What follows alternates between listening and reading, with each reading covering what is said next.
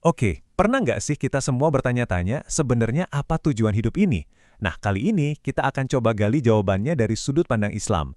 Ini bakal jadi sebuah perjalanan buat memahami soal penderitaan, kenikmatan, dan cinta. Kita mulai dari pertanyaan paling mendasar yang kayaknya udah ditanyain manusia sejak dulu kala. Apa sih tujuan akhir dari kehidupan? Yuk, kita lihat gimana Islam menjawab pertanyaan besar ini.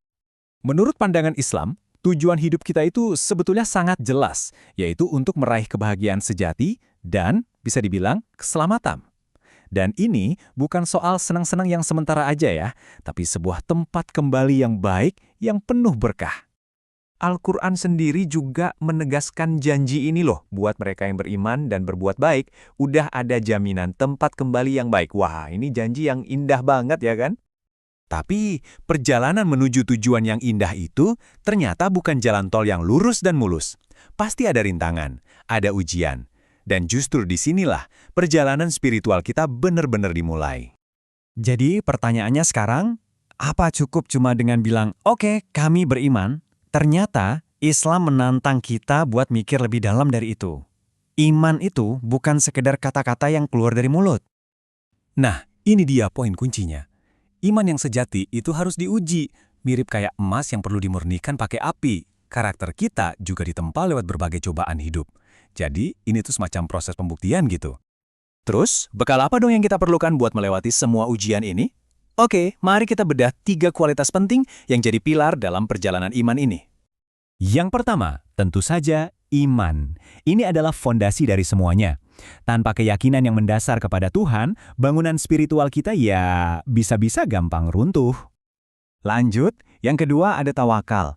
Ini soal melepaskan kendali dan percaya 100% sama rencana Tuhan. Apalagi pas kita lagi ngerasa lemah-lemahnya.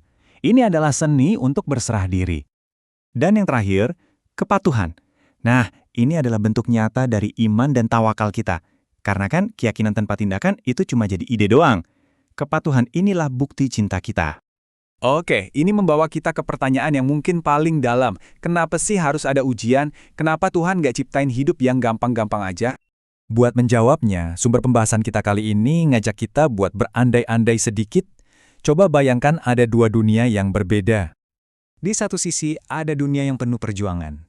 Tempat kita bisa ngerasain penghargaan yang tulus dan ngebentuk karakter.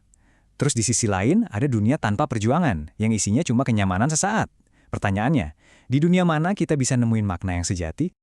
Jadi logikanya gini, sama kayak bunga yang baru mekar setelah melewati musim dingin yang berat, kualitas terbaik dalam diri kita, kayak cinta, rasa syukur, makna, itu justru lahir dari perjuangan.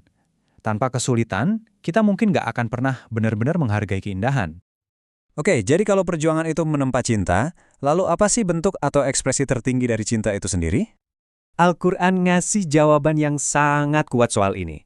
Ternyata, tujuan kita diciptakan itu bukan cuma buat diri kita sendiri, tapi ada tujuan yang jauh lebih tinggi, yaitu untuk beribadah kepadanya.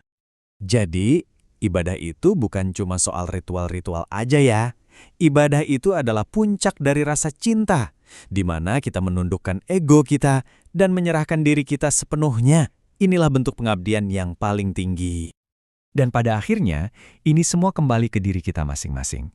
Kalau penderitaan itu ibarat api yang menempa cinta, coba deh kita renungkan sejenak. Perjuangan apa yang lagi kita hadapi sekarang? Dan kualitas apa yang sebenarnya lagi ditempa di dalam diri kita lewat semua itu?